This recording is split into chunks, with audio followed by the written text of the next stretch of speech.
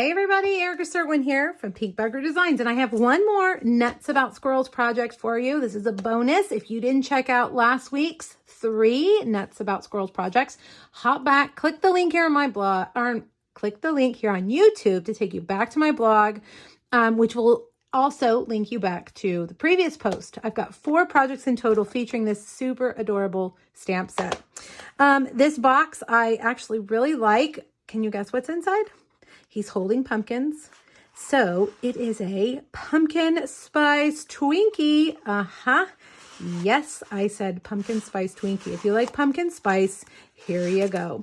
Now, keep in mind that Twinkies are the same size all year long. So you can always use this box design for whatever season. I know that Twinkies, Hostess come out with Twinkies all year long. And you can always change the colors and the stamp set, but the box will always fit a Twinkie for you. All right, so my daughter was with me. She insisted that we get the pumpkin spice Twinkies. She's suddenly decided she loves pumpkin spice. And she said, Mom, you need these for projects, because she wanted to eat the rest. Okay, she's lucky. She's lucky her mom has to buy all this junk food for treat making. Okay, let's make the box first. I chose Mango Melody. I love Mango Melody.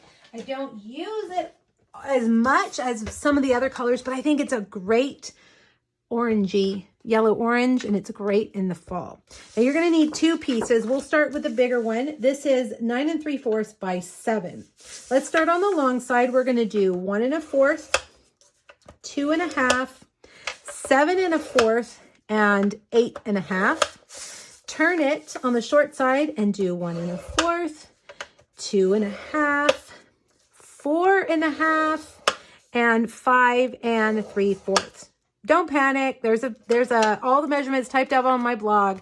Don't feel like you have to frantically write that down. Just click the link, go back, grab those measurements.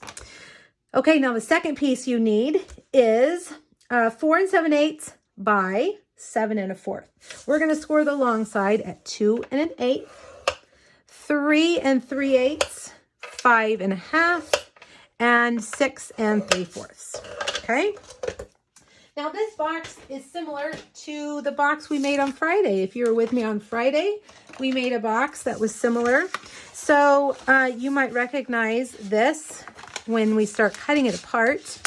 You want to get your bone folder, burnish all those lines, get them nice and crisp. And then we're going to cut the 3 squares off of every corner. Okay. And if you don't have a bone folder, add one to your next order. It really makes a difference in your 3D projects. Okay, so what we're going to do first is we're going to cut off the 3 corners on all 4 sides. I always say this is like Tetris. It reminds me of the game Tetris, if you remember, in the 90s. And I bet Tetris is still around. I'm not sure if my kids know what Tetris is, but if you were around in the 90s, you know. All right, so 1, 2. I wish I had my bigger scissors here. This would be easier, but that's okay. We'll make do. 3. Again. 1, 2. 3. One thing I like to do when I'm watching a video of 3D project is I pause it.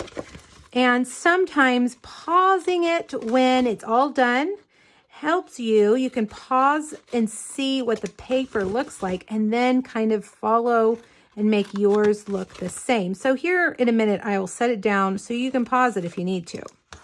Okay, so here we are. We've cut out the 3 corners. We're going to now cut this score line from the sides. Okay, from the outside.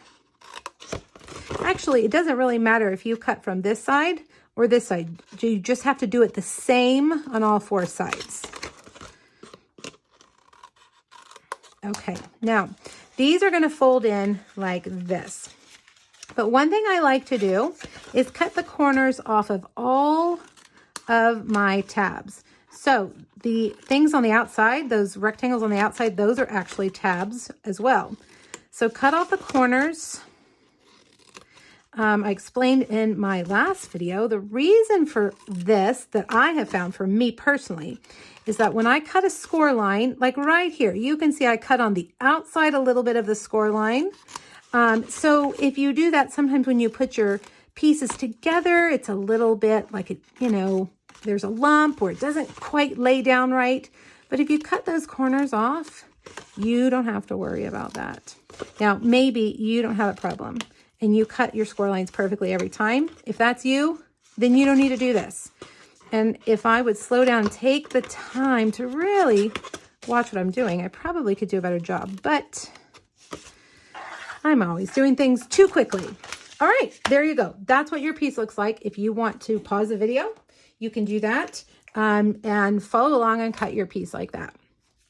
All right, now we're gonna put adhesive on these 4 squares on the outside, and we're gonna fold them in to the sides like that. Okay, I'll flip it around, you'll see it in a minute, but I gotta hold it in place for a second.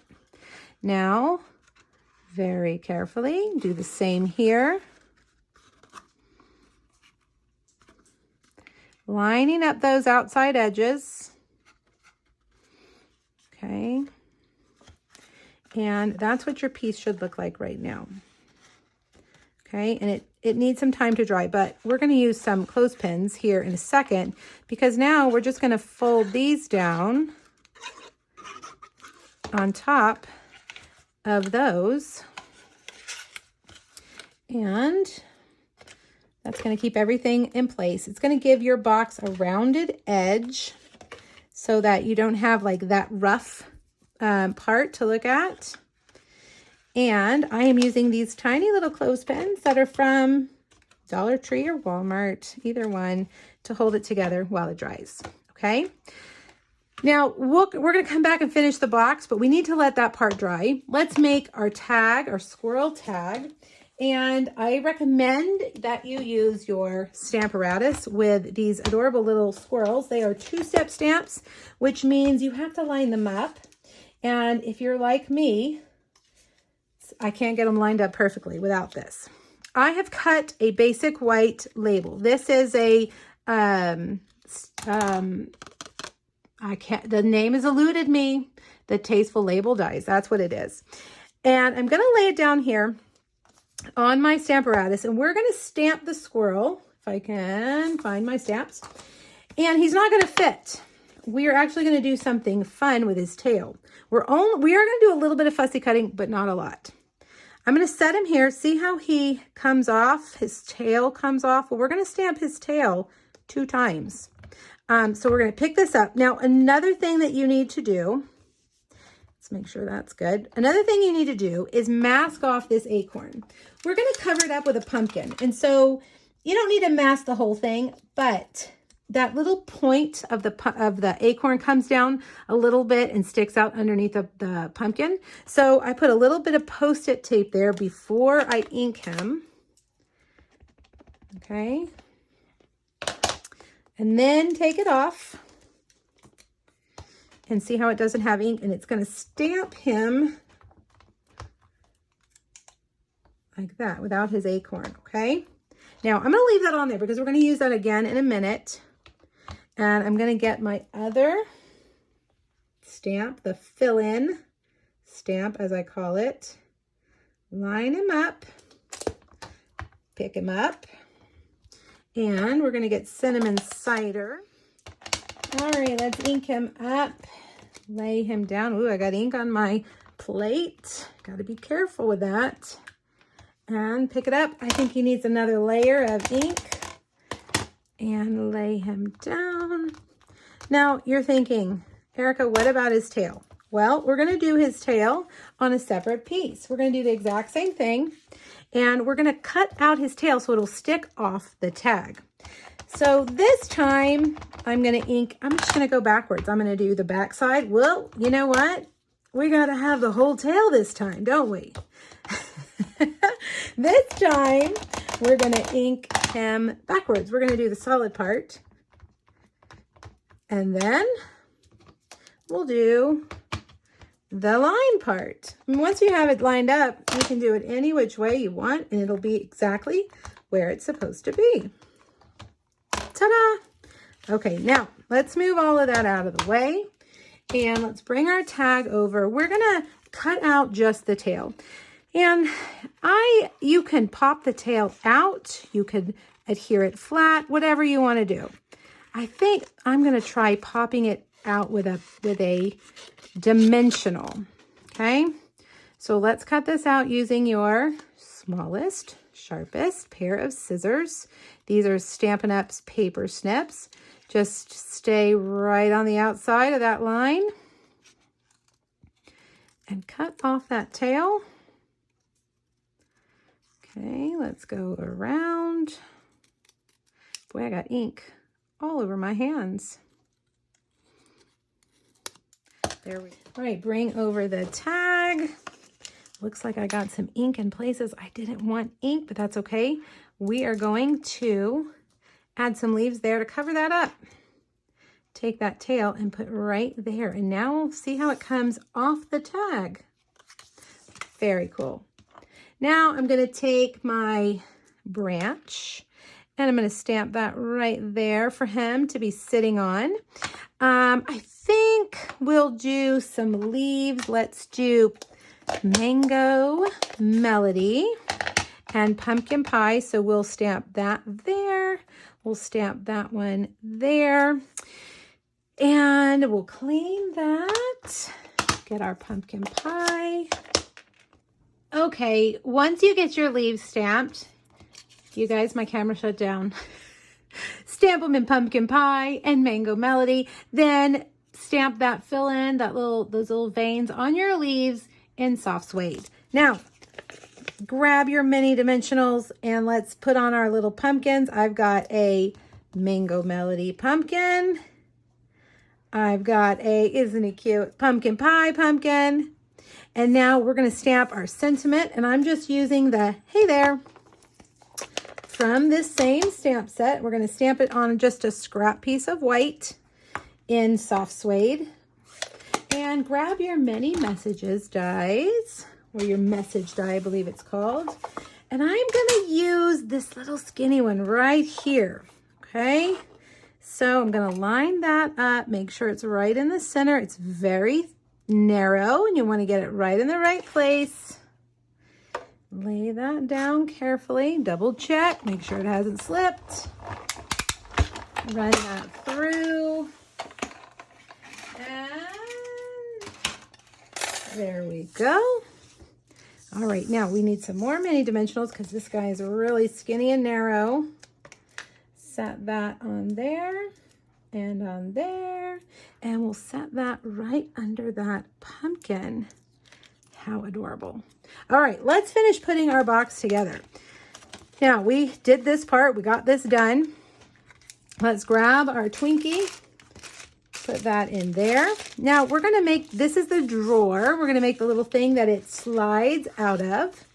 And I have cut a piece of our designer series paper called Beauty of the Earth. And I love those colors. Thought it was perfect for this. So we're going to put this right there. Okay. And we're going to put adhesive right here. And we're going to fold that and fold that over. And now you have a sleeve for your box. Okay. It's going to fit in there just perfect. Now, before we put it all the way through, grab your ribbon. I'm using our Early Espresso soft suede ribbon, and I'm going to tie that around this top part. Okay, I'm going to finish over here on the left side with a bow. Notice I kept it attached to the bolt of ribbon. That way I don't waste too much. If I cut off a piece, it might be too short. It might be way too long. This way, I know pretty much all I'm cutting off is just a tiny little end piece like that. It'll make your ribbon last a little bit longer. All right, now you can slide it in. Grab your super cute tag and some dimensionals.